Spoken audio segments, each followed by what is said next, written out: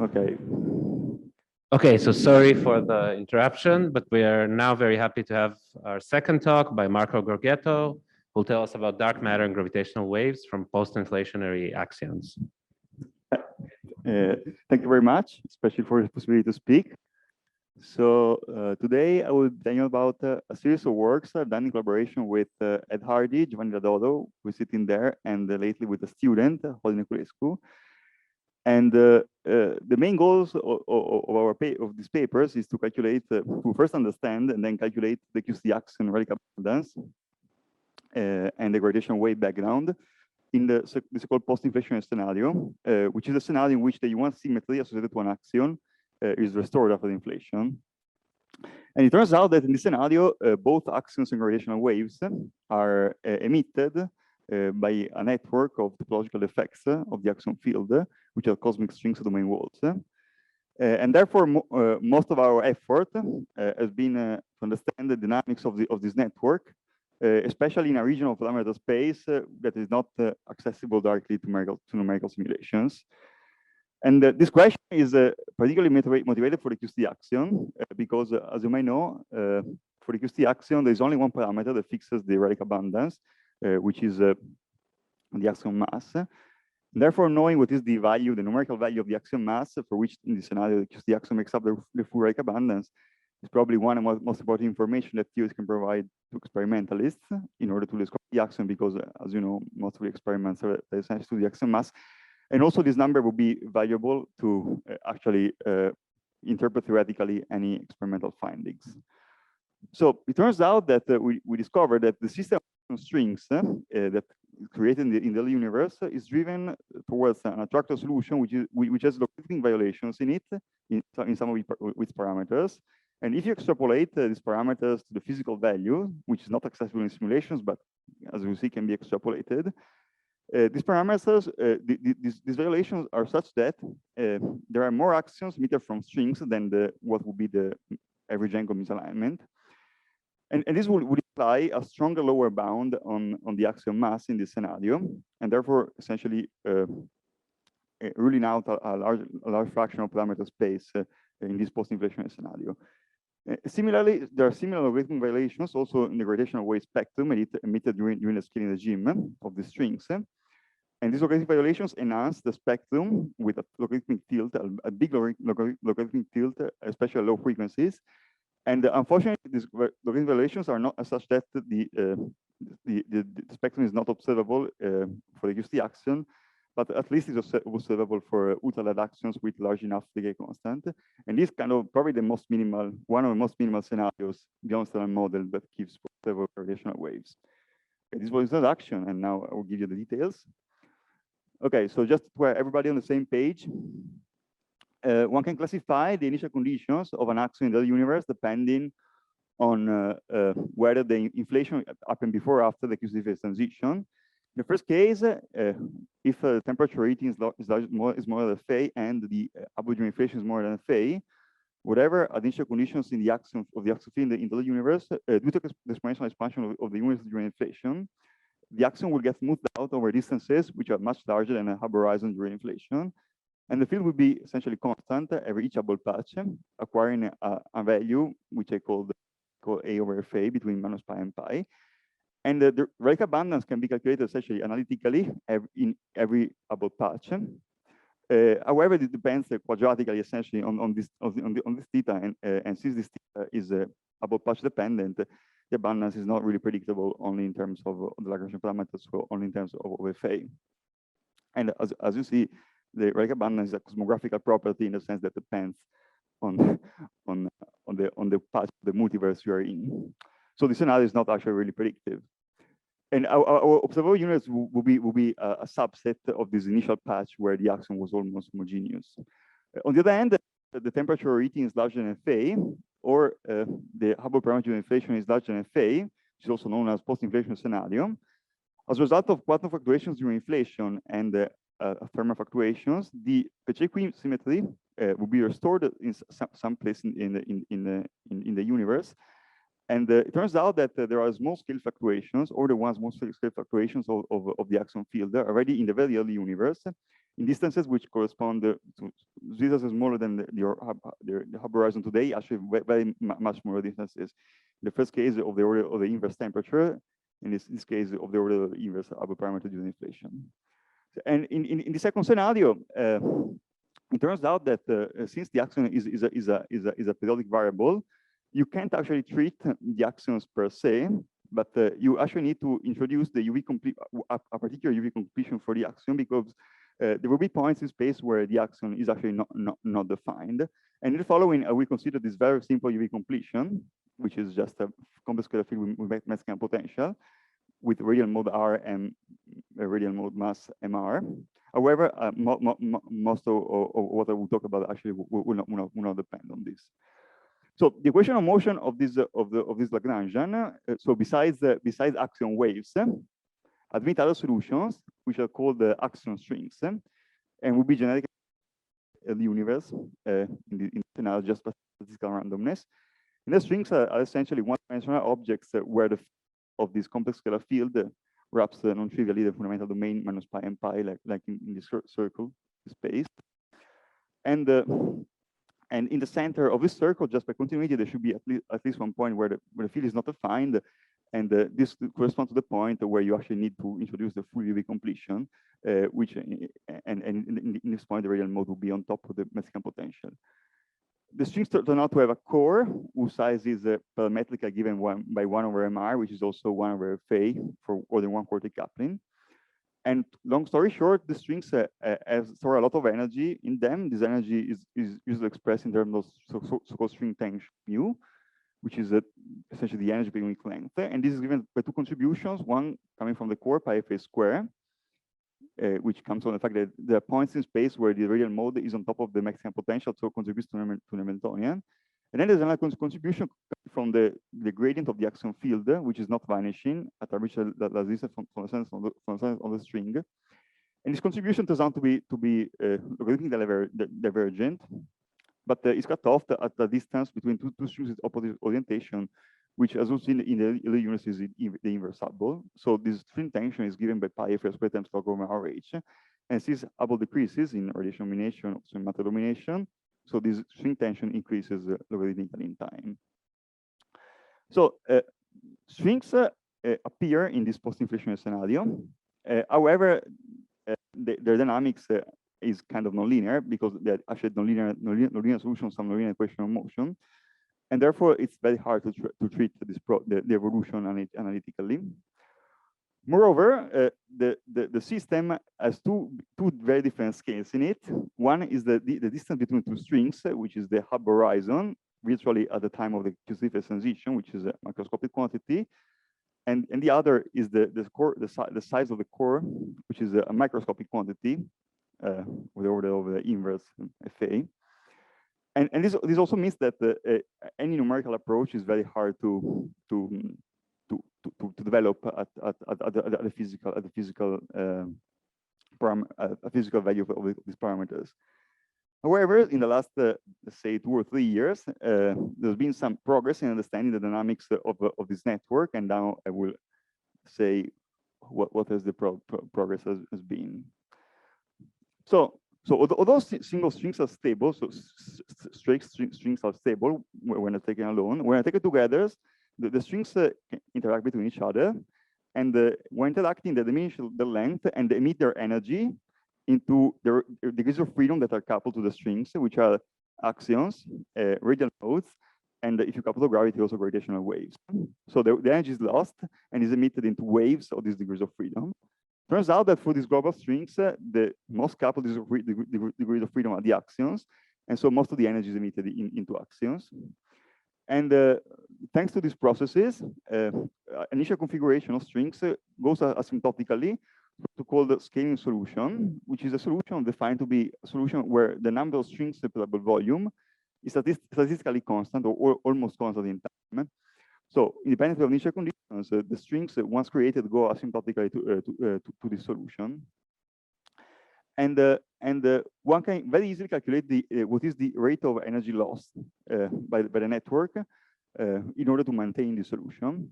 So the data on energy lost can be calculated by taking the difference between the energy density of a system of three strings, whose energy density goes like 1 over scale factor square, which is 1 over the in rational combination. This is just because they redshift like one-dimensional object, and minus the energy density in the scaling regime, which is essentially defined by keeping the number of strings per patch constant. And this psi is a dimensionless parameter, which counts the number of strings per volume, and is given by essentially the average string length in one Hubble volume in units of the Hubble radius, average over all the Hubble volumes in the universe. And this mu is pi fa squared times log over average, defined in the previous slide. So by literally taking this difference and a time derivative, the energy that must be lost in order to maintain a constant number of strings psi per Hubble patch is given by psi mu over t cube. So this is just a principle, first principle statement, and everybody agrees on this. So, and maybe many people probably already saw this video, but this video shows the evolution of the system of axion strings. Okay, okay, this should be working. It was working before. Okay, and this cube here represents the Hubble horizon that increases in time, and you see as time increases, the number of strings diminishes, but the length of the strings inside this Hubble volume is approximately constant in time, and this is the signal of this scaling regime that has been reached.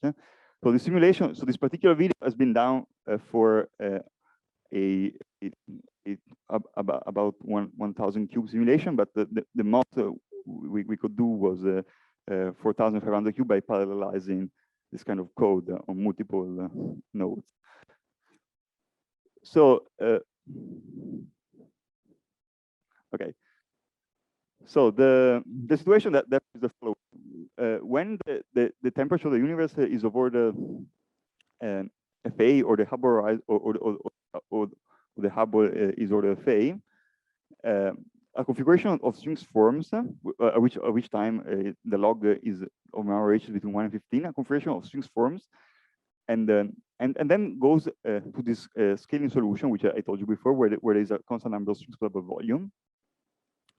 And this scaling regime until the time of the Q-Stiffest transition, when Hubble is equal to the axion mass. And at this time, it turns out that the strings is connected by a network of domain walls, which are essentially the points in space where the axion is pi, and those points are more energetic than the others because the axion potential becomes relevant. And at this time, the log over average, which I just call log, is 70. And at this time, the network of strings domain walls shrink because it's more convenient energetically for this to happen. And during this whole process, particularly during the scaling regime, and during this time here, axions are emitted. And essentially all the energy that is in the system is emitted into axions.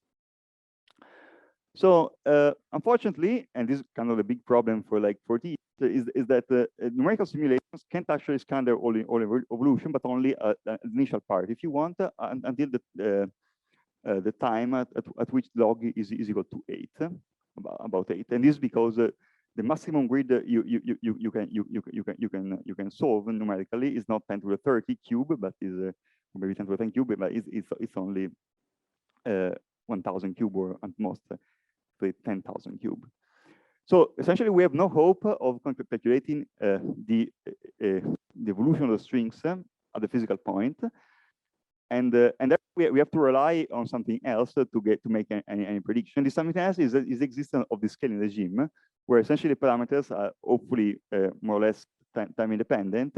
So we can measure these parameters at these initial times, and then extrapolate them at the physical point. And the only reason why we can do this is because essentially this scaling regime exists. So I will now focus only on the scaling regime, calculating the number of axions emitted, and also the gravitational waves later. And completely essentially neglect the axions emitted at this final time. This axion might or might not dominate the final abundance of axions, but they are however present, and we assume that they add up at least, and they don't destroy the previous ones. So essentially the ingredients to calculate the number density of axions. The first is the energy, which is emitted per unit time from a network into axions, and this is given essentially by the formula I gave you before, psi mu over the cube, just by energy conservation. The second is axion number density that I'm missing, and this is essentially determined by the axion energy density spectrum, which is essentially telling you how this energy density emitted per unit time is distributed in different wavelengths, and essentially a function that gives you the distribution of energy as a function of momentum. And in the end, we need to understand how waves that are emitted during the scaling regime evolve through the Q-Stiffness transition. And the reason why we need to do that is that during this transition, the axion mass becomes cosmologically relevant. The axial potential becomes cosmologically relevant, and it's nonlinear. And so, since it's nonlinear, it can have a non-trivial effect on the waves that are emitted before. So now we'll just catch very briefly how we calculate these two things and what is actually controversial about this, and then I will give you the result of the axion mass and the abundance. So first, the energy density emitted into axions is determined by the number of strings above volume. And in this plot, I show the evolution, the time evolution, the number of strings above volume as a function of time, which is represented by this log over MR over H.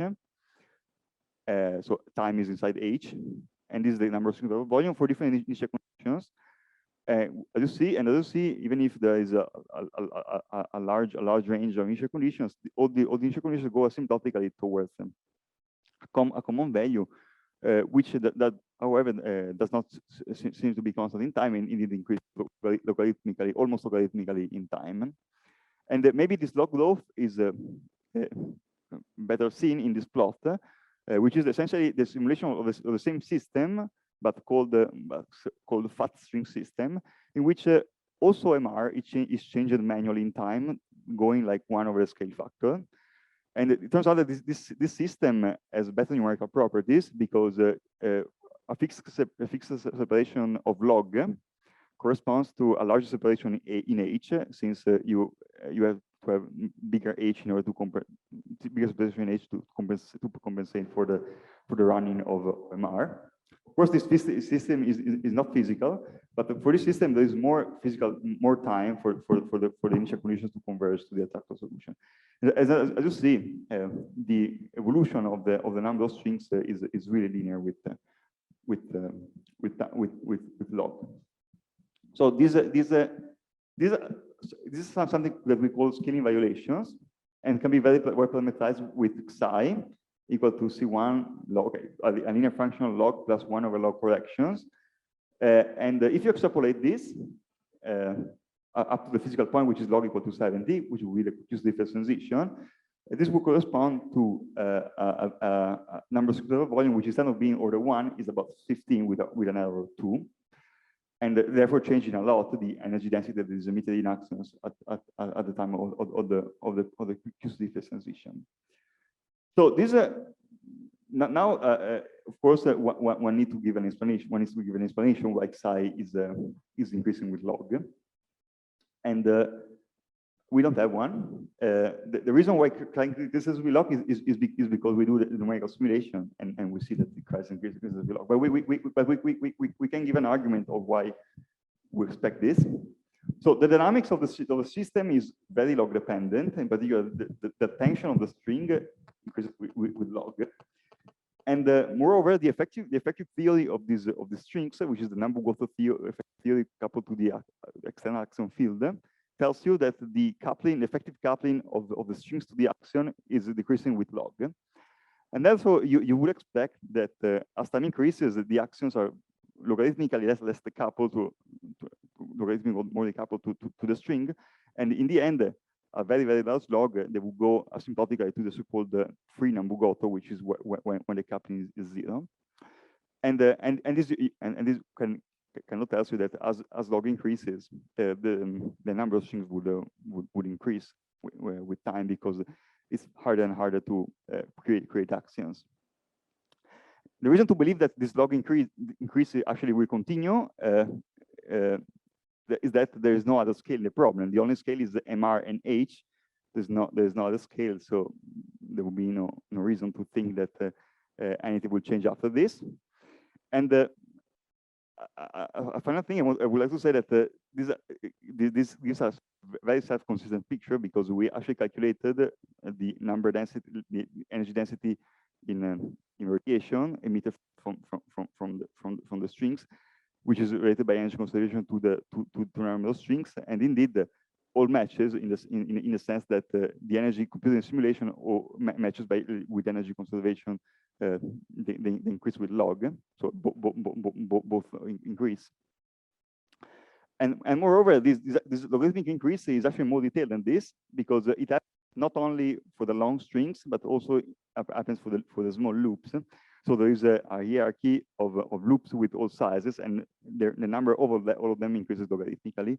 And it's very hard to think that is just a coincidence. So we are kind of confident that this log increase is true. However, we don't have a first principle demonstration that this is true, except for this numerical simulation, which are indeed the first principles. Okay, so this is to convince that there is an increase oxide with log, and this will imply more strings in the Axios difference transition. Any questions? Okay. So the second ingredient is the Axion energy density spectrum, and it's probably where most of the debate stays. So the energy density spectrum says how the energy density is emitted in different wavelengths, and the expectation is that the energy density is distributed with a spectrum of this kind, with a peak at moment over the Hubble, and a cutoff at moment of MR. This is because of causality and because MR is the most small scale in the problem. In between synthetic scales, you would think that the spectrum can be approximated with a single power law, which we parameterize like 1 over k to the q. And depending whether q is bigger or smaller than 1, the spectrum is UV, is IR or UV dominated. Spectrum is IR dominated means that most of the energy is emitted in long wavelength axions, or with momentum over the Hubble. And the number density of axions, which is defined this way, is large, because most of the axions are emitted with small momenta, and so they're distributed. There's more of them. While if the spectrum is UV dominated, there's only a few axions. So each one is very energetic.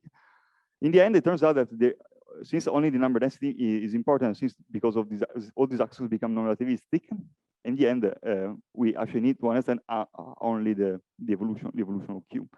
Also, since there are many properties of the system that depends on log, there is no reason not to think that also Q will change in time. So this is the result of the Axion energy density spectrum from a simulation for this fast system and the physical system.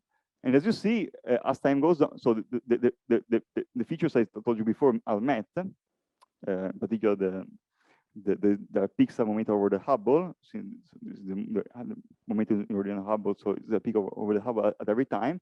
And in between the two cutoffs, the spectrum is approximated by a single power law, which, however, doesn't seem to be constant in time. And in this plot, I show the evolution of this power law, Q, as a function of time. And although the power law seems to be more than one, small times, there is a non-trivial rounding, which makes the power law increase more and more. And if you actually extrapolate this power law, very, very soon after the end of the simulation, this power law will become larger than 1. So although the simulation says that the spectrum is UV dominated, the spectrum will become possibly IR dominated very much for the physical point, which is the QC transition. Of course, also this, because we're right at the edge of having the numerical power of seeing this happening, and maybe in the future with more computer power, we can actually distinguish several libraries this is going to happen. In any case, the fact that that the spectrum, assuming that the spectrum would be indeed IR dominated, the precise value of Q is not actually very important for the actual abundance, because it turns out that the abundance, dark matter abundance, is actually fairly independent of Q.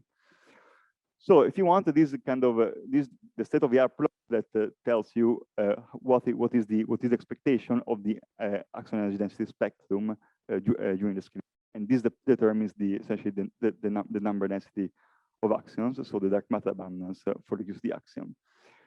As you see, this fast case is a bit better than the physical case, and these oscillations, which are essentially where the problem stays in community states, that these oscillations are kind of very dependent on initial conditions. Initial conditions need to be fine-tuned to get these plots, and because the energy that is emitted during the screen regime is contaminated by quasi-normal modes of the core of the string that form at early time. So until these quasi-normal modes are deleted, these oscillations are present. So of course we don't have an explanation of why Q increases with log. However, the expectation is that indeed the Q will be larger than 1 in the large log limit, because the strings go to a system of number-Goto strings.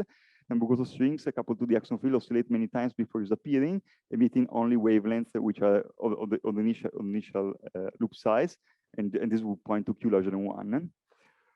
Moreover, as we'll see next, the gravitational waves emitted from the strings have already Q larger than 1, which actually seem to say that at a large log limit, gravitational waves and axions will behave in the same way. And indeed, the coupling of gravitational waves to the string is weak, while already as a small log, while the coupling to the axion to the string is weak, only a large log. So this fact that gravitational waves are already Q larger than 1 is a very, very strong hint that this will happen. And the last is the elephant in the room, that if Q is not larger than 1, then all this worthless, because it is very model dependent, because essentially you're emitting most of the energy into UV modes that are not under control, because depend on the particular UV completion in this case of the maximum potential I chose initially. So unless if you don't buy this kind of self-consistent picture, you kind of need to throw everything in the trash. Because going to need this some model dependence on the whole evolution. So this is essentially where the controversy stays, and it would be nice that other collaborations actually reproduce this plot such a way that everybody is happy. So just to say.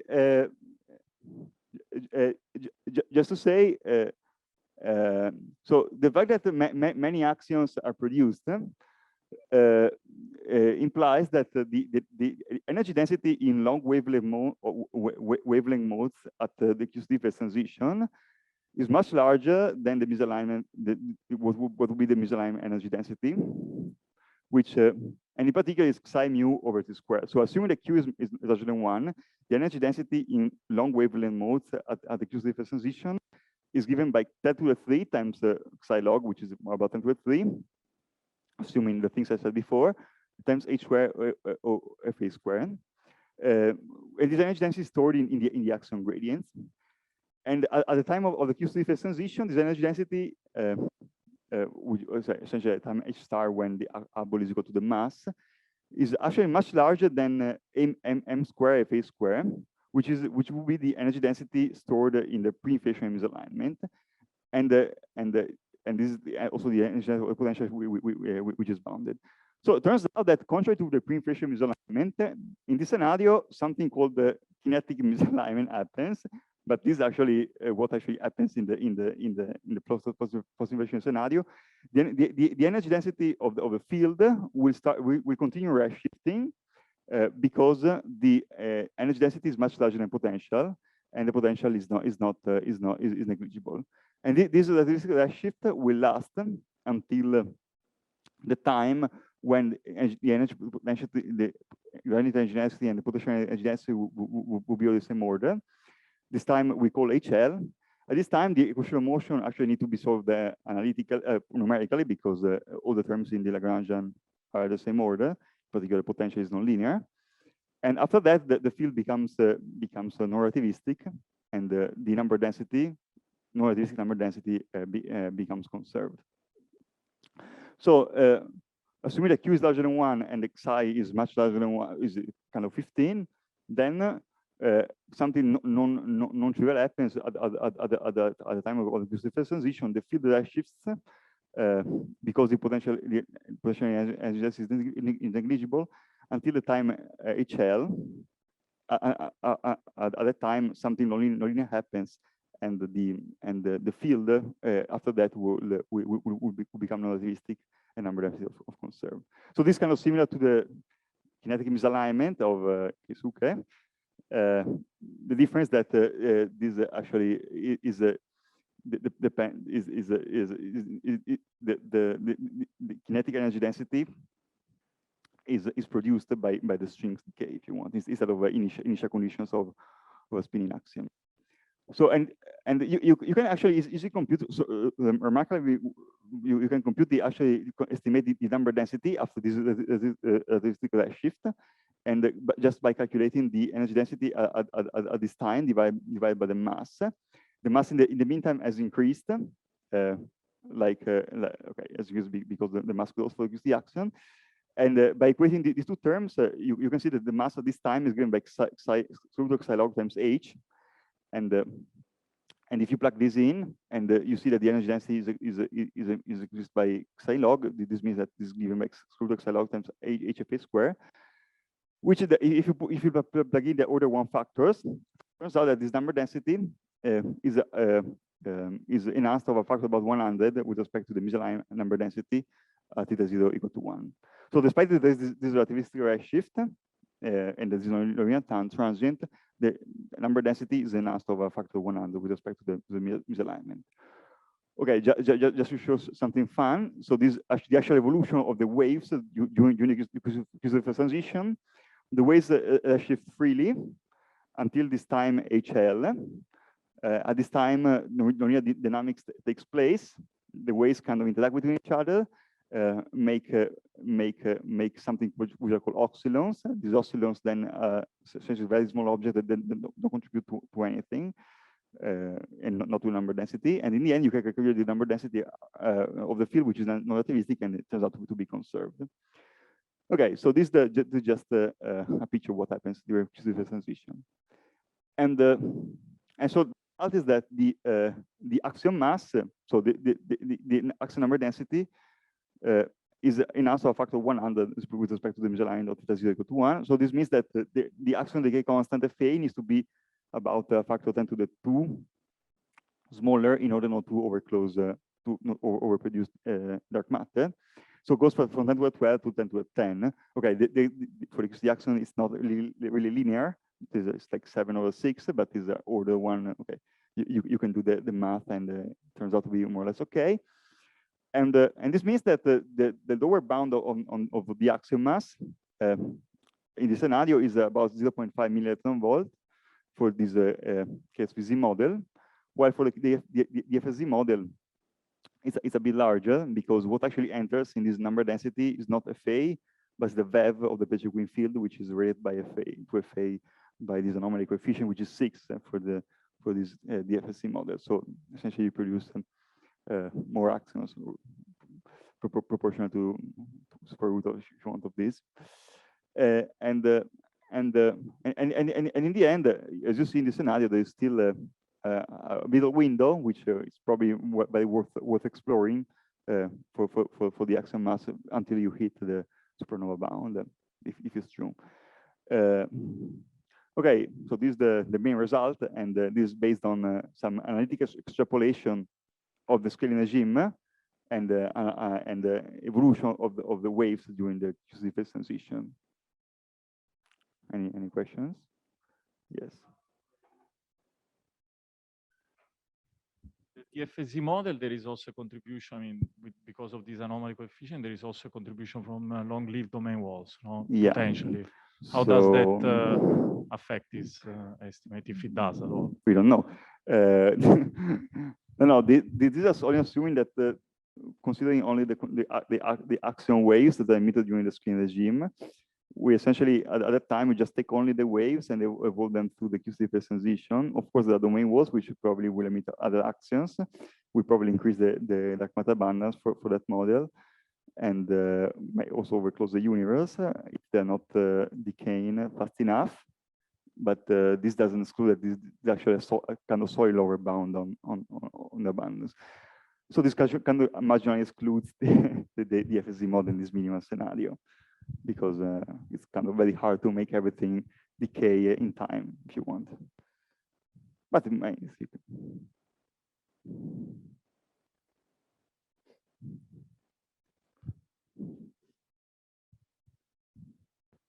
So in terms of just understanding the uncertainty, so you've got some bracket where you would predict the FA would land. Should I interpret, you were saying that the value of Q ultimately seems to not matter so much.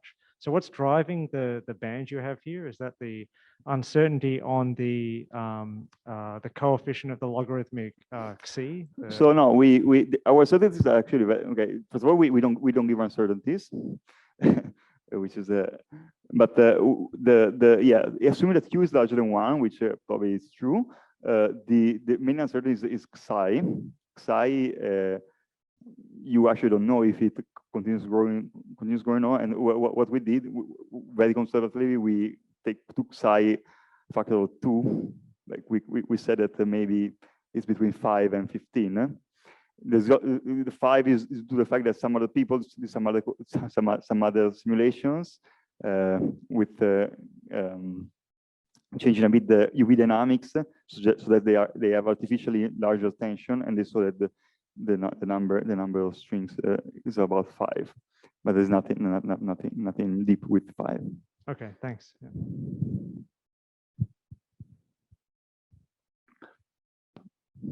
Okay, so someone probably can need to build an experiment to look for this mass because of this.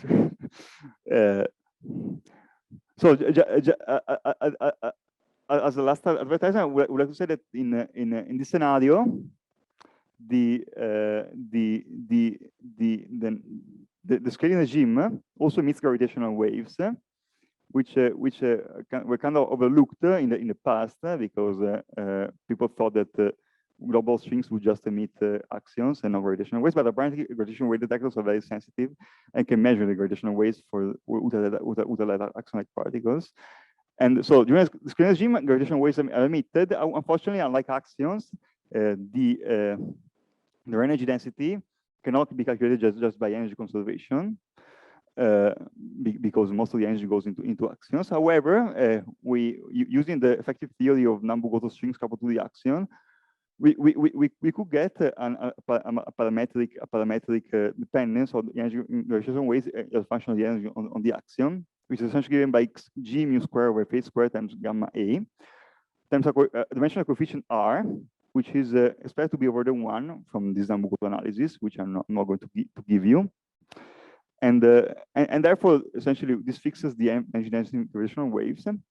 And as you see, since gamma a goes like psi mu over t cube, which is log square, and the mu goes like log, this goes like log to a fourth over t cube. And to calculate the gravitational waves, also you need to understand what is the momentum distribution of this energy density. Slide, I will give you some numerical results for this. So in this plot, I show the ratio between this gamma g and gamma a normalized by this factor, and indeed this calculating numerical simulation. And as you see, this coefficient r, which is actually almost politically constant in time, and this tells you that this Nambu-Goto analysis is actually correct, and confirms this parametric dependence we calculated in this effective theory. And this shows how this energy density is distributed in different wavelengths. And of course, it's actually very, very similar to the Axion spectrum. The only difference is that here it's already IR dominated, and this kind of a very, very strong hint that the spectrum will become IR dominated also for the axion. And in the end, the total gradation wave spectrum is just the time integration of these instantaneous spectra over time, properly shifted. And since this energy density goes like log to the fourth over the cube, in the end, the waves emitted at later times are enhanced of this factor log to the fourth, and the spectrum as a logarithmic field log to the fourth tilt. And since this value of log is 70 for the axion and 100 for the ultra axions, this extremely enhances the gravitational wave spectrum compared to what was thought some years ago. And as you see, this makes the spectrum for ultralight axions observable. So in this plot, I show the gravitational wave spectrum for actually constants more than 10 to the 15 GeV, which are not ruled out by other things, for example, that are effective, and for masses more than 10 to minus 18 eV, which are not ruled out by dark matter reproduction. And you see that for between 10 to the 14 GeV and 10 to the 15 GeV, the spectrum is detectable. And if you want, this kind of one of the most minimal models that provides observable gravitational waves, which span over different frequencies, so it can be cross-checked with different experiments, if you believe this model. Okay, so and also you see this logarithmic field that increases the amplitude at lower frequencies. Okay, just to conclude. In this project, we show many things. The first, maybe the most important one, is that the axion emission spectrum is increasingly IR dominated, similar to the gravitational wave one, which is already IR dominated. And for this reason, the axion from strings experience a shift and organizes like the Gustav transition. And they still dominate, but still dominating over the misalignment contribution. And this leads to a stronger bound on the axion, just the axion mass in this post-inflationary scenario, which stays into these two limits, if you want. This one comes from dark matter production, this from supernova bounds. And also the scaling regime produces an approximate scaling variance spectrum of gravitational waves. The fact that the gamma G proportion log to the fourth from the increase of mu and oxi leads to logarithmic variation of scaling variance. This enhances the spectrum of low frequencies and it makes the spectrum visible in multiple experiments for ultralight axions for times larger than 14 GeV. And the best prospect of this observation for post-inflationary arrays and LISA. And in the future, it would be nice to understand why some of these things are actually true. Particular, apparently there is something that's not very easy to understand, that similar logarithmic violations appear in local strings, and we don't know why. Okay, this is a statement that we just checked very roughly, but it seems to be true. And in the future we would like to understand how the dark matter produced after the collapse of strings domain walls clumps into bound objects, particularly boson stars, compact halos, and see if these can be already ruled out. Of course, even on this stuff, we can only give some order one maybe estimates. Okay, thank you.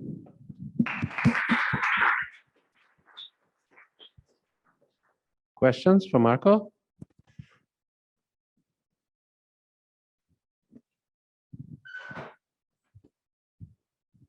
Okay, maybe I can ask another question. Thanks, first of all, for the talk. How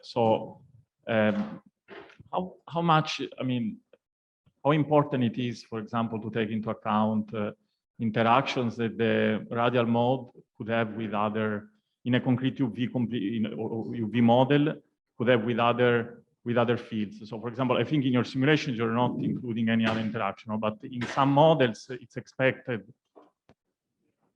acts with lighter states, no? So I don't know. DFSZ, typically, I think it's expected that there are interactions with the lighter states. KSVZ probably also, I don't know. I mean, the Lagrangian also only has interaction with the more heavy importantly, the interactions with the fermions that reproduce the anomaly. For Right. example, the Those are heavy fermions. Yeah. And these are kind of lead to superconductivity of the, so this Right. kind of the thing that you cannot delete is the fermions that reproduce the anomaly. Right, exactly. And those are kind of work in progress for I mean, there's still debate about those. So apparently, the easy way to reply is that you can put to zero those fields. I mean, the solution equation of motion are okay. You can just put to zero the fermions. Right. Those two solutions. Where there are zero modes, so if you have a string, there are zero modes of the string of the fermion. Apparently, the zero modes, so essentially clump of fermions in the string, they get accelerated. They go around if there is an external field which is charged under for example, electromagnetism. And people have been trying to study that. From what I understand, the state of the art is that they don't really affect too much evolution unless there is a strong background magnetic field in the universe, which doesn't seem to be the case in general. So that should be the effect of the zero mode of the fermions. Then there maybe also other like fields, but the case-busy model are there. No, I mean you could. Yeah, I mean in the simple Lagrangian, it only couples you right to heavy fermions, right? So. Yes. But I don't know the Higgs, if it couples the Higgs, I don't know what. The Higgs? Yeah.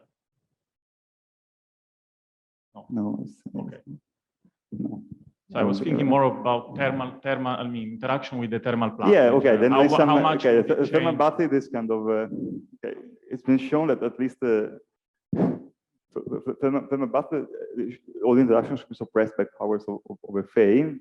So they should go to zero. So they are kind of derivative interactions between the axions. So suppressed by momentum over FA. So for these large scales, they are suppressed by momentum over FA. Momentum is ordered QCD above QCD. So they should go to zero. On the other hand, some people in the past claim that there are some Fallon effects, at least for the constant misalignment. Those are still kind of not understood, I think.